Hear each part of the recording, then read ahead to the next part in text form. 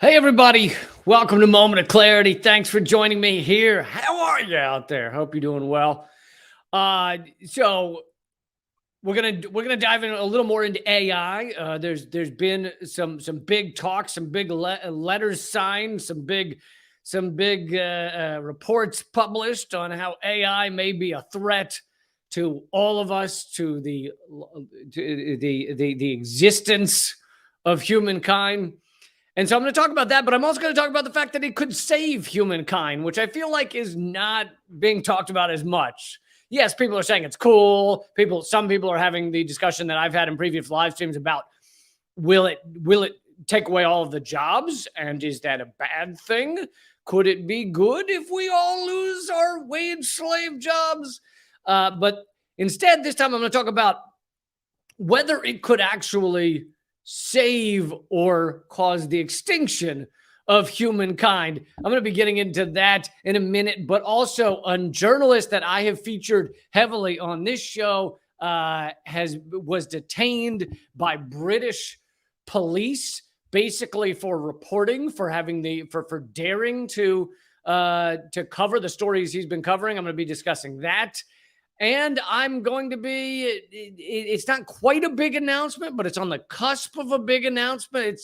It's something big having to do with an election. I'll be discussing that later in the live stream as well. A lot of big stories coming up. So let's get into it.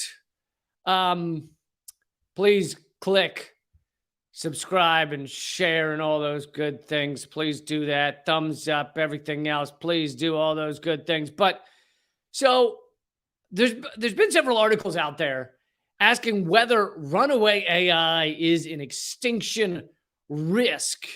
And it says leading figures in the development of artificial intelligence systems, including OpenAI CEO Sam Altman and Google DeepMind CEO Demis Hassabis,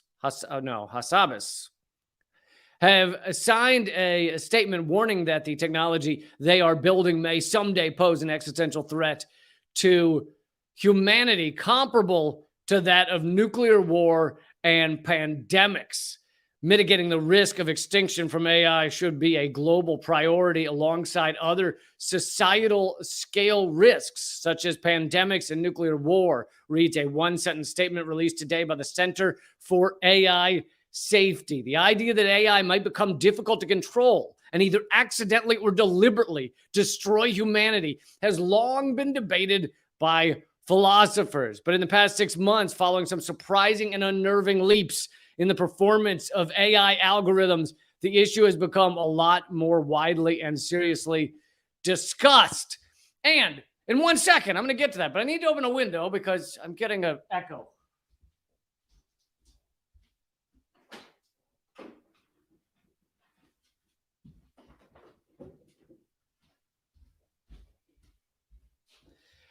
Hopefully that helps a little. Because why is there no AI to just open with Siri? Open window, Siri.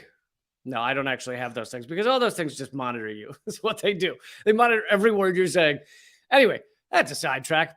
But okay, so they've signed this letter saying this could cause our extinction. They're like, hey, by the way, the stuff we're working on and the stuff we've already been unveiling might kill us all. But you have fun with that. We'll see you later. All right.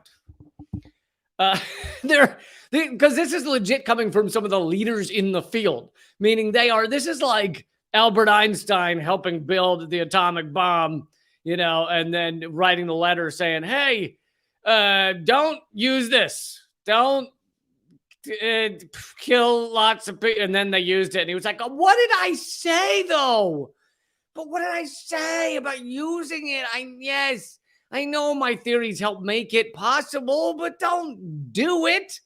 What are you, out of your mind? Are you insane? I didn't mean to.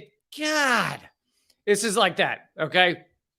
These are the top of the fields, and they're saying that AI could lead to our extinction. Yes, I'm going to get to how it could also save us from extinction.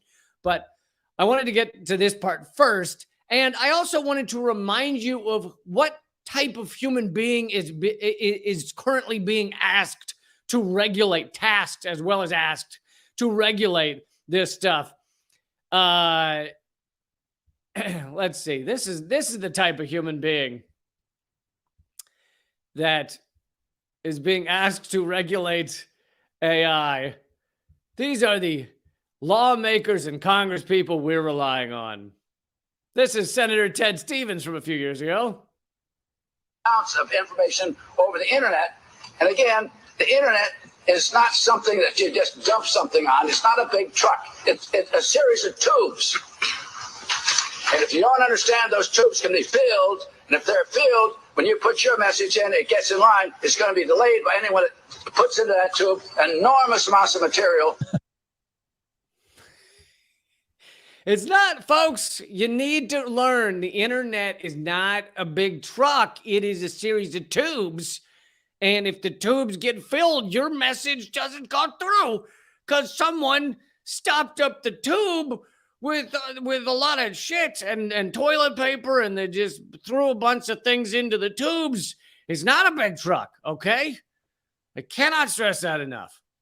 These are the individuals we're asking to regulate AI, to regulate artificial intelligence, to regulate some of the most advanced technology humankind has ever seen.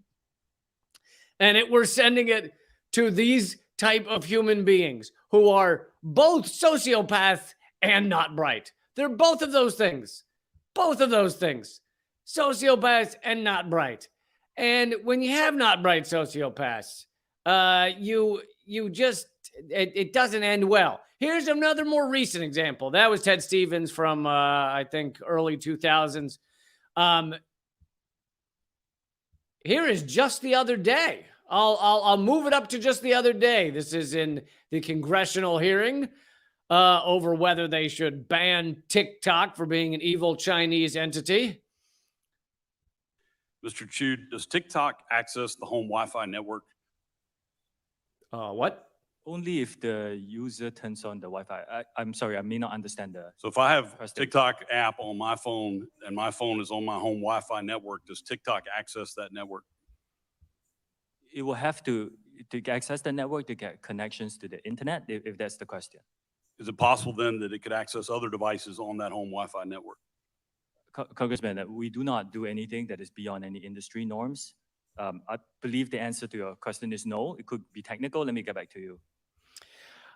I believe the answer is no, but it's so aggressively stupid that I'm not actually sure what you're asking. I'm pretty sure the answer is no, but you are so dumb that right now it feels a little like I'm arguing with a can of paint. Not even a very bright color, like a dull tan can of paint. I don't know the answer because I'm not even sure what you're asking is a sentence, okay, or a question. It's what?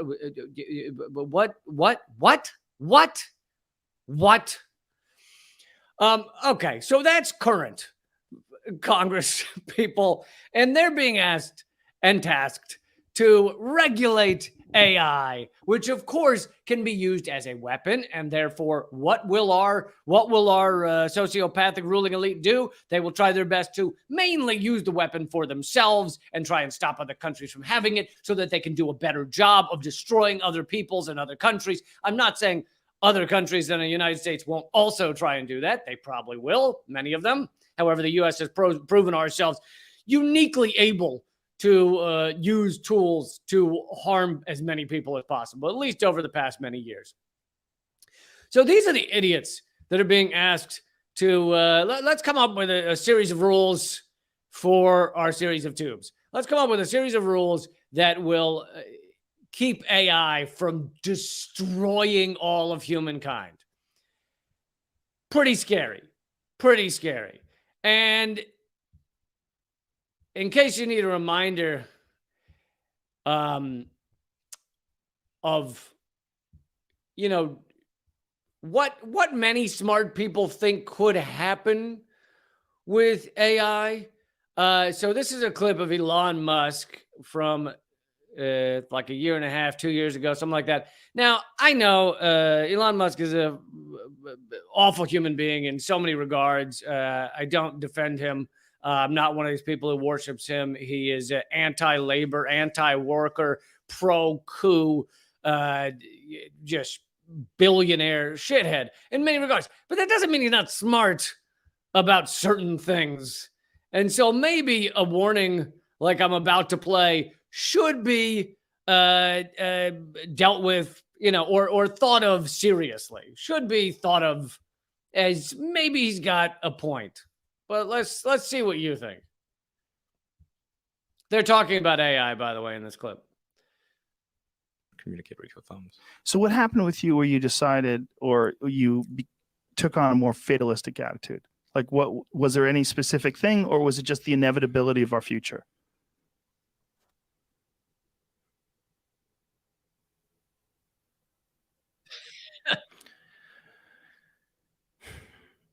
I try to convince people to slow down AI, to regulate AI. This was futile. I tried for years. This seems Nobody like a scene listened. in a movie Nobody where listened. the robots are going to fucking take over and you're freaking me out. Nobody listened. Nobody listened. No one. Are people more inclined to listen today? It seems like an issue that's brought up more often over the last few years than it was maybe 5-10 years ago. It seemed like science fiction. Maybe they will. It's horrifying. I don't care how much you dislike that guy, and I dislike him a lot, but it is horrifying. And by the way, the people who thought he was a free speech advocate, he has just banned Randy Credico's Twitter account, the comedian who has fought hard to get Assange freed and just went over and reported on Ukraine and now is on Ukraine's kill list. Twitter has banned Randy Credico, and Elon Musk has shown no signs of undoing that. Anyway, side note. But that doesn't mean he's not smart about these things. And so his response, which I think is equally horrifying, has been to start experimenting with putting chips in brains. He's been doing that with pigs and things. Of course, crazy animal abuse. But that, again, that's a side note. No one cares about animal abuse these days. Who has the time? So, but he's putting chips in brains, which seems like it could add to his fears here, where he says, I tried to warn people for years. And his pauses are the scariest thing of that entire video. It's him just staring blankly into space. I tried to warn them, but they didn't listen.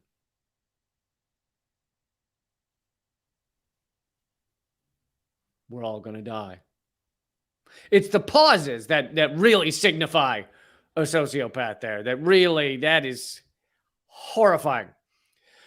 Okay, but all of this is just to say that this is something we should take seriously in many ways. And I have shown before how AI could decide to kill, just be rid of humanity without it even being a intentional thing. So I gave the example back on Redacted Tonight a couple years ago. I have the example of an AI system that was tasked with doing a flight simulator, and they told the AI system, land this flight so that it has the least level of G-force, right? So that it is most comfortable. Basically, have the easiest landing in this flight simulator. So the AI is trying a bunch of different things to learn what works. What is the most comfortable, easy landing for this passenger jet? And then in one of its trials, it dives the plane directly into the ground. And it discovers that when it does that, the computer, that simulator, overloads and registers 0 G-forces, as in it is a perfect landing. So the AI then goes, hey, I've cracked the code on how to give these folks on this plane a soft landing. And it then followed to smash every single jet into the ground directly at full speed. So that is an example of how an AI program could be set to help people and could end up obliterating everyone. So there's a lot of ways that AI could be used by either malicious people to cause immense harm. But I want to talk about the other side of it, which is that it could also be used, although maybe I should, there's only 2 more sentences in this article. I just wanted to, this is from the Wired article. The current tone of alarm is tied to several leaps in performance of AI algorithms known as large language models. Here's another quote from those who signed the declaration. We understand that people are anxious about how it can change the way we live. We are too, said Sam Altman, OpenAI's CEO. He told Congress, quote, if this technology goes wrong, it can go quite wrong. But there's also the fact that when you think about this a different way, we humans are killing ourselves. We are killing the planet. We are, if you look at every model, both climate models, which I love that the people that are like, climate's not a thing and therefore planet fine. And it's like, even if you thought climate crisis wasn't a thing, even if you're that confused about reality, we're still killing the planet in about a dozen other ways. We're killing all the animals. We're killing all the insects, which I feel are important somehow. We're killing all the trees, all the plants, all the fish. So we're filling the air with plastic. There's plastic now. Anywhere they test around the world, they find microplastics, even in the most secluded areas. Anyway, we're killing this planet in a myriad ways. And so it's not just like, it shouldn't just be looked at as like, we're doing fine, but AI could fuck up this paradise we have here. It could also be looked at as we are destroying things, and AI, if used correctly like a tool, could actually save us in a lot of ways. If it were actually used correctly. I mean, think about it, because let me see. If it were actually used correctly, AI could do a lot of the things the Zeitgeist movement talked about. It could figure out the exact amount of fish that could be harvested in an area, types of fish that could be harvested, so that you don't end up killing the entire population, and so that the decrease in that population doesn't harm other population. And I know vegans will tell you just don't eat fish, but whatever. I think we should think about how the world works while also trying to get to that golden, wonderful place. But it could calculate those things until you the exact, and it could say to you, AI could say, hey, here's the amount of fish you can eat in this area without killing the fish population. If you go over that, you will destroy the population. There will be none left. And your fun eating of fish days will be over. Good times at Sushiville will end. And it's possible that having that analysis and having it done correctly, people, even some of the sociopaths, even some of the capitalists like profit over all else, people might go, well, if we kill the fish population, then we kind of can't make money from it later. So maybe we shouldn't. You know, it's like having those answers could actually cause even some of the sociopaths, even some of the tops who are out of their mind, the tops of these systems, to change course a little. AI could calculate the exact amount, once it gets better and better, the exact amount of trees in an area that could be cut down without impacting the symbiotic cycle of life in that natural area. It could come back to you, even if you were a goddamn lumberjack, these horrific companies that just go and just destroy tons of trees.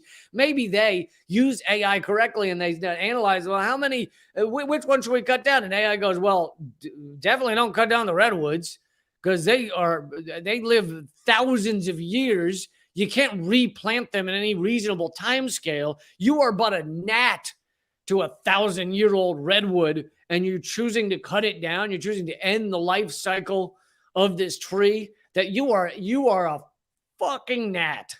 So don't do that. Really don't. It could come back with analysis like that. It could come back with ways to create green energy and use it appropriately and efficiently that we haven't thought of. It could think outside of capitalism without even being given those rules. AI is not like us in that it hasn't, depending on how it's used, it hasn't grown up in this system. The problem with the thinking of a lot of people around this world, and I'm not saying I'm not impacted also by my culture and what I'm in and the muck you walk around, the mental intellectual muck you walk around in all day long. Of course it influences you. But we walk around, and the reason most of our ideas are never, part of the reason most of our ideas are never outside the box or never in new and interesting ways is because we are the fish in the water. And the other fish says, the water's nice today. And then the fish says, what's water? Because if you live in it, you don't often see it. Most people don't even see capitalism. Most people could imagine the end of the world before they could imagine the end of capitalism.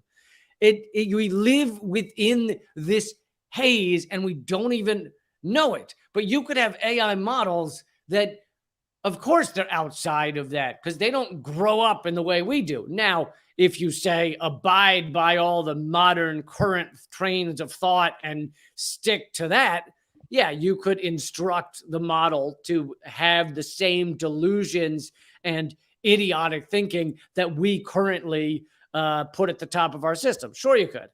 But you could also have an AI model that thinks outside of toxic nationalism, that doesn't think, it's like, why do you guys think that just your country matters? What is a country? It would be very easy to have very sophisticated AI models that go, well, actually, the part of the problem is that you think that border matters. It doesn't. It could also think outside a brief window in time. We, almost all of us, I mean, there's really no one, very few that can think beyond just, not just your own lifespan, but we have a tendency to think within a 5-year span or something like that, because thinking beyond that is just very difficult. Sure, sometimes people plan for retirement and shit like that, but not much. It's mainly like, what am I doing this 5 years? 5 years is nothing. It is nothing. And AI could decide, here's how to live so that 200 years from now, this is still a functional, sustainable, happy place. All right. We could have a sustainable, happy place if we want to. And AI increases exponentially the sophistication of it. It can learn from itself, so it can teach itself, and it will become immensely powerful very quickly. I mean, very soon, not just writing reports, but writing of all kinds and even speaking speeches, it'll all become obsolete unless it's excessively creative, like very creative. I mean, we are, I'd say 5 years, but who knows? It could be next month away from, like, let's say you have a favorite author. Let's say your favorite author is Stephen King. You could tell AI, hey, AI, I want a Stephen King style book written about me and my basement and a little statuette of a clown that I found down there that I find kind of spooky. And it could immediately pump out for you the best Stephen King novel you've ever read that involves you. Like and none of it's ever been published before, right? Not plagiarized, brand new in Stephen King style. And you could just have an infinite number of novels like that. We are years, if not months, away from that. And that's just one example of how quickly times are going to change. Most of what we do right now is going to be like the calculator was when I was a little kid. When I was 8 and I was in school, they would teach us math, and you had your calculator that you brought in your backpack. And sometimes you do a class with a calculator, but most of the time you're doing a class without a calculator, and they would say, okay, we're doing multiplication tables, so you're not allowed to use a calculator. And they would always tell us, you're not going to have a calculator with you when you get over. Now, of course, we all now have a calculator with us. There's no one without a phone, the calculator. We all literally have a calculator in our pocket. So that idea of you're not going to have a calculator with you is gone. It's over. And it's going to be the same. It's going to be like that for most jobs that exist right now. It's going to be like, well, you're not going to have someone to input all of that data into those tables, are you? Yeah, actually you are. And it's going to happen instantaneously. without your knowledge. It'll just be done. Hours and hours. My first job when I moved to New York to become a comedian, I took part-time temp work where they just send you to a building. You don't even know what it is. And you're like walking in and you're like, okay, either I'm going to be asked to clean this building. Like, oh, you're temping as a janitor, or I'm going to be asked to murder someone. You're temping as a hitman, clean up. Dude, you walk in there like, you're going to clean up the wet works that just went down. Ah, shit. You never knew what was coming. So for several weeks, I had a job where literally it was 8 hours a day of reading handwritten charts, numbers that had been put into on a handwritten clipboard about products in a store somewhere in like, fucking Iowa. And someone in a store put like, we have 5 makeup containers, we have 6. And then I was supposed to put that into a spreadsheet. All of that is digitized now. They don't need you. All of those 2 weeks of work that I did could be done now in seconds. And these are all just examples. But to go back to how AI could save us from ourselves, we are a parasite. All right, we are a cancer. And I know I have to wrap up this rant, but we are a cancer on this world. It doesn't mean there's not a lot of good. There's a lot of love that goes on. That's the difference. Cancer rarely turns to the cancer cell next to it and goes, man, I just got to be honest. And maybe it's the weed talking, but I love you, man. We have those moments. Cancer cells rarely have those moments. So I'm not saying there's not a lot of good that individually, but in terms of like the planet, we're just massacring the planet, just murdering it, just awful, just eating our cheese baconator sandwiches and going, it tastes pretty good, but I wish it had some more ham on it. We are just the worst. So AI could save us from ourselves. It could also calculate the percentage of risk, and once it gets heavily reliable, like to the point where everyone just agrees that's accurate, it could calculate the percentage of risk of things like abandoning non-proliferation treaties, which we have been doing with Russia, right? Russia's pulling out because we're pulling out. Iran pulled out after we tore up the deal. I mean, they pulled out of a deal that we'd already torn up, so it doesn't really count as pulling out. Hey, would you like to stick with this thing we shredded? Yeah, we're gonna keep abiding by that. Can you just hand us the pieces and we'll whatever we can piece together, we'll keep abiding by that deal you've just shredded and wiped your arse with. Oh, okay, great, you do that. But it could calculate the risk of these things, of putting nuclear power plants everywhere, and tell us that we're out of our minds. It could save us from ourselves. So I think that's an important thing to talk about, instead of just it could kill us. It could also kill us. It could do either.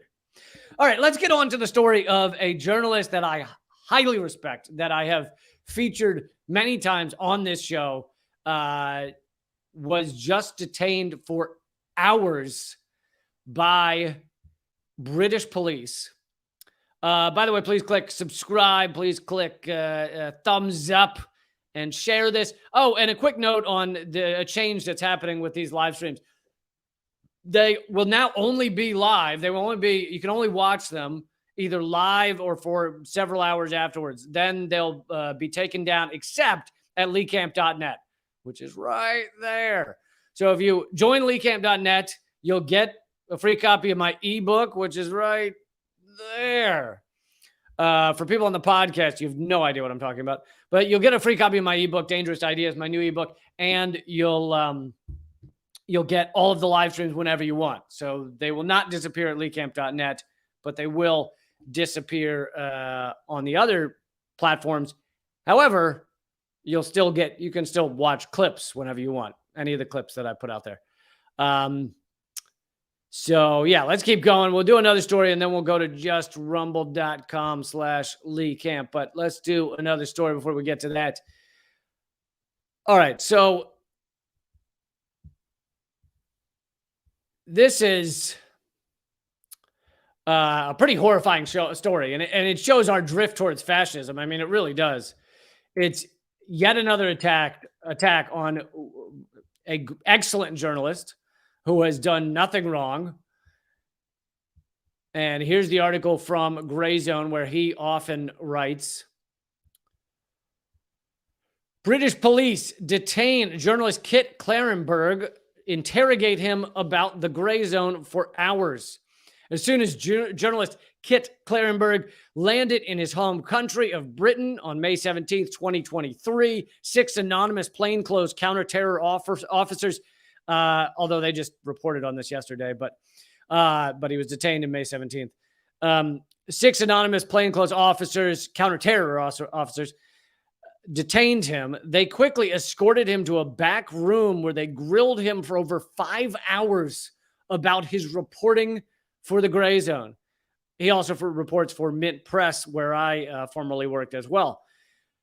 But hours detained by a counterterrorism task force for reporting. They also inquired about his personal opinion on everything from the current British political leadership to Russia's invasion of Ukraine. At one point, Clarenberg's interrogators demanded to know whether the Gray Zone had a special arrangement with Russia's Federal Security Bureau, the FSB, to publish hacked material. Did you gather that? They're grilling a journalist on whether Gray Zone, which is an excellent outlet founded by Max Blumenthal, whether Gray Zone has a partnership with the Russian version of the CIA. Right. During Clarenberg's detention, police seized the journalist's electronic devices and SD cards, fingerprinted him, took DNA swabs, and photographed him intensively. They threatened to arrest him if he did not comply. They're basically treating him like they did Michael Jackson, except Michael Jackson, they had more of a reason for doing that. Clarenberg's interrogation appears to be London's way of retaliating for the journalist's blockbuster reports exposing major British and U.S. intelligence intrigues. In the past year alone, Clarenberg revealed, and many of these I covered at the time, by the way, I covered Clarenberg's reporting on them, revealed how a cabal of Tory national security hardliners violated the Official Secrets Act to exploit Brexit and install Boris Johnson as prime minister. In October of 2022, Clarenberg earned international headlines with his expose of British plans to bomb the Kerch Bridge connecting Crimea to the Russian Federation. I covered that story when he reported it. It showed that the Brits had been the ones to bomb that bridge. I'm not sure if you remember that from a little less than a year ago, I think. Basically, a bridge was bombed that connected Crimea to Russia, and initially they tried to blame it on Russia, the mainstream media, trying to say Russia bombed its own bridge, kind of like Russia bombing its own Nord Stream pipeline. And eventually they, after Clarenberg's reporting and others, they conceded that it was Ukraine that did it. But Ukraine did it. Even whether Ukraine did it or not, it was a British plan initially. And Clarenberg revealed that. Then came his report on the CIA's recruitment of 2 9/11 hijackers this April, a viral sensation that generated massive social media attention. I want to show you just the headline of that one. I covered that one when it came out as well. Bombshell filing, 2 of the 9/11 hijackers were CIA recruits. That was in a court filing. Truly incredible stuff. But yeah, I covered that one as well that he put out because he does amazing work. To continue from the article, among Clarenberg's most consequential exposés was his June 2022 report unmasking British journalist Paul Mason as a UK security state collaborator hell-bent on destroying the Gray Zone and other media outlets, academics, and activists critical of NATO's role in Ukraine. Because Clarenberg's reporting on Mason relied heavily on leaked emails, Mason falsely accused him of assisting a Russian state-backed hack and leak disinformation campaign. Sound familiar? So basically, they're using the same Russiagate garbage that's completely fake and false and everything else. They're using it against journalists. They're using it against politicians they don't like. They just use it. They use it as a weapon against anyone that goes against the mainstream order, the status quo. Mason has also reported the leak of his emails to British police. Dispatched lawyers to, Emma Bryant dispatched lawyers to demand Klarenberg remove all of his articles that mention her from the internet. The lawyer letters also threatened costly super injunctions to prevent further reporting and challenged the authenticity of the email's content. So despite the fact this guy is reporting completely true stuff, they're threatening him with lawyers, threatening him with all kinds of financial headaches, if not prison. They removed the Gray Zone's YouTube video on these articles. The article continues, it therefore appears that British authorities did not detain Klarenberg for any legal breaches, but because he reported factual stories that exposed the national security state's own violations of both domestic and international law, as well as the malign plots of its media lackeys.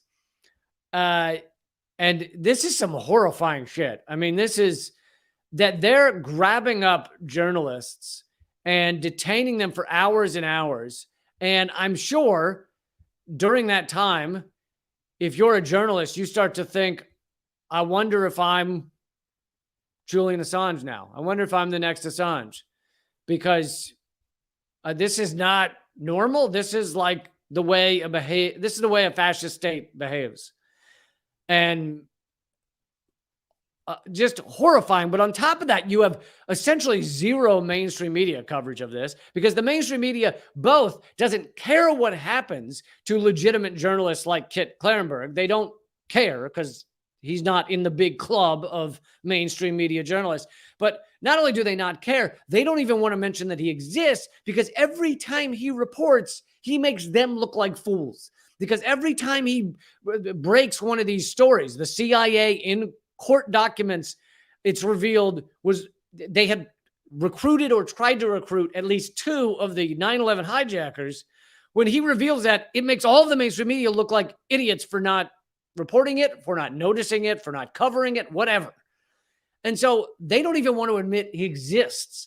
So when this shit happens, when the fascist state comes after a legit journalist, these spineless balls of pathetic just hairspray and makeup don't even mention the story. Don't even talk about it. Don't come to his aid. They're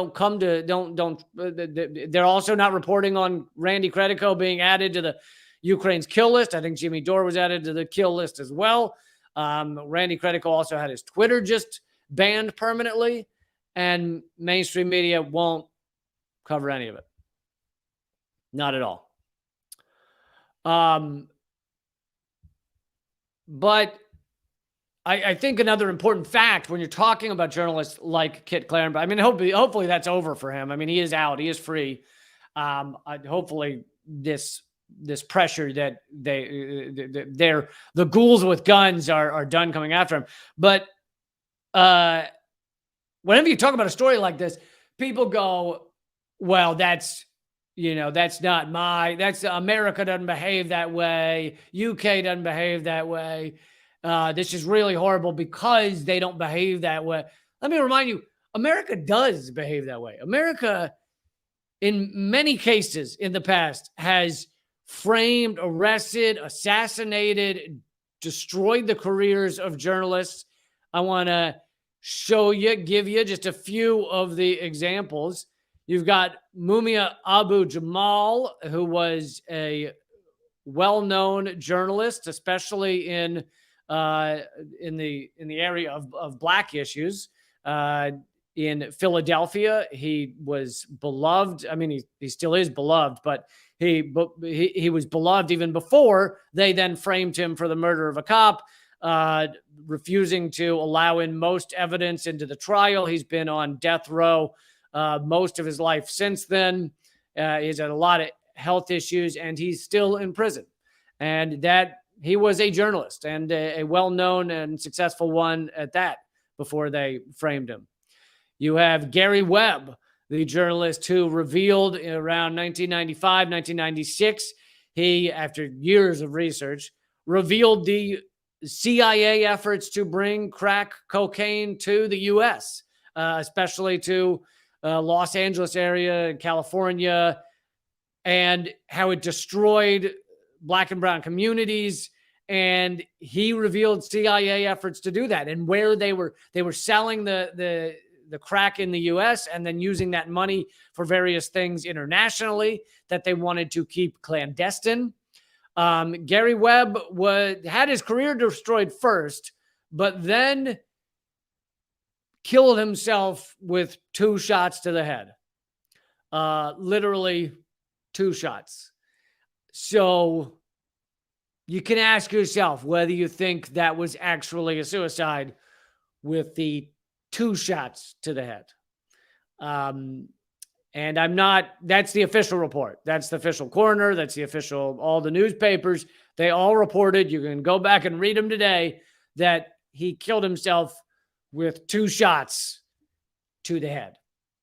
So, in case you were wondering about that.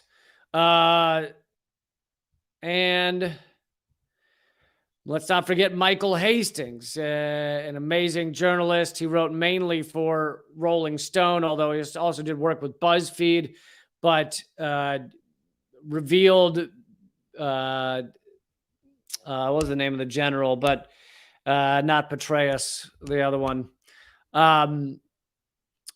But came out with a big expose revealing various generals and military, high up Pentagon officials, revealing the truth behind them, that they didn't care about civilians and other things. And he was also working on other articles at the time of his death, when his car exploded in 2012, 2013 in Los Angeles. And they claimed it's because he was driving. McChrystal, yeah. Thank you, folks, for reminding me. Thank you, Dr. Nick Riviera. General McChrystal is who he revealed. And but he was about to come out with more stuff, so that doesn't mean McChrystal was necessarily involved in anything, but because he was also working on other stories. But they told us that his car went 100 miles an hour and then ran into a tree and exploded 5 times. Yet all the experts on the type of Mercedes he was driving or whatever car he was driving say that they don't explode. And if they were going to explode, it would be a single explosion. You're not going to have multiple explosions from that car ever. So anyway, that's my journalist Michael Hastings. And then, of course, we have Julian Assange, who I don't need to remind you how much he's been tortured by the U.S. and U.K. This is an article from just 2 days ago. Free Julian Assange, Noam Chomsky, Daniel Ellsberg, and Jeremy Corbyn lead a call at the Belmarsh Tribunal to free Assange. And I wanted to play for you a very quick clip of clippity clip of the clip. I wanted to play for you of my interview with Stella Assange from a couple of months ago. And yeah, wanted to show you that. So.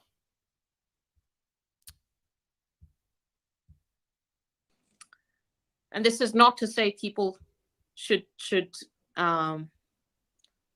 just sit back. But I feel that Julian will be free.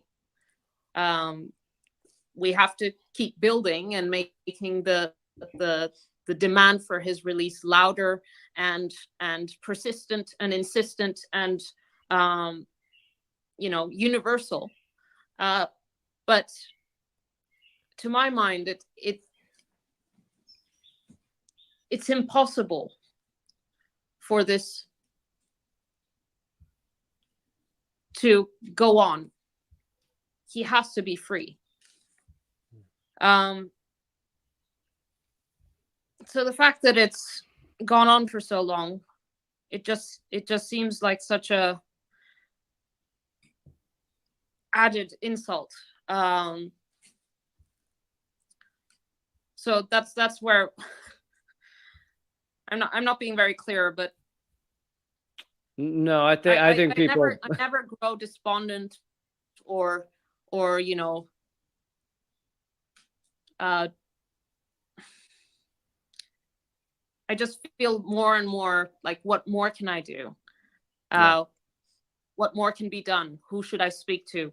And I think, you know, maybe the day he's free, maybe we will go and have a little holiday for a few weeks and just do nothing. But at the moment, I'm just trying to find more and more things to do until he's free. There you have my interview from just a couple of months ago with Stella Assange, his wife. So as Kit Klarenberg is detained by clearly fascist forces, and I'm glad his detainment is over. Let's remember that this is not something new, and I haven't even gotten into the people who've had their careers either halted or destroyed or sidelined, either fired or no longer allowed in mainstream airwaves.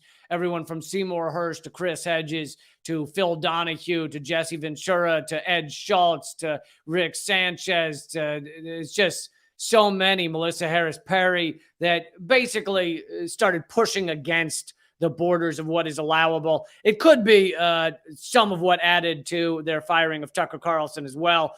He is a racist piece of shit, but in other ways. However, it could be that his coverage of the connection to CIA with the murder of JFK is one of the things that help do him in at Fox News. But anyway, point is, there's a limit here, and I also have not gotten into the journalists that have been killed in Palestine, which of course is by Israel, but Israel is an outpost of the United States.